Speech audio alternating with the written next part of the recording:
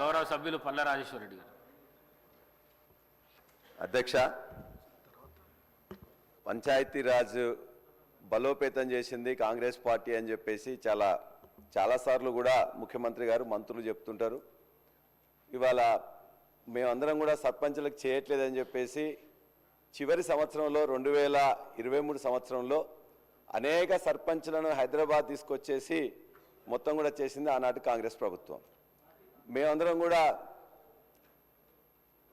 నిజంగానే అనుకున్నాం, రాగానే వాళ్ళందరికీ ఏదో మద్దతుగా ఉండి చేస్తారు కదా అని చెప్పేసి.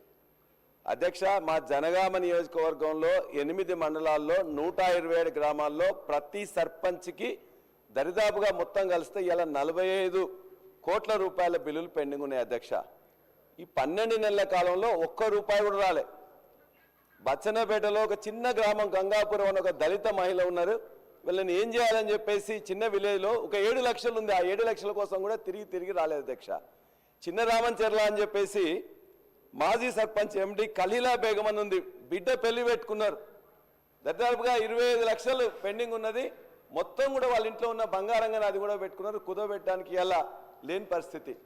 అదే బచ్చన్నపేటలో ఇంకోటి నాగిరెడ్డిపల్లి అని చెప్పేసి కూడా, అంటే ఏ గ్రామమైనా ఉంది అధ్యక్ష, నాగిరెడ్డిపల్లిలో భవానీ అని చెప్పేసి వాళ్ళ ఇల్లు కూడా కుదవబెట్టుకున్నారు.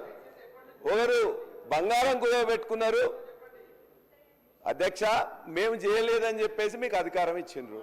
మీకు అధికారం ఇచ్చినప్పుడు మీరు ఇస్తా అని చెప్పిండ్రు. కాబట్టి ఇవాళ నా నియోజకవర్గంలో ఉండే 127 సర్పంచులకు రావాల్సిన బిల్లులను దయచేసి ఒక వారం రోజుల్లో 10 రోజుల్లో ఇవ్వాల్సిందిగా మీ ద్వారా మంత్రి గారిని నేను కోరుకుంటున్నా.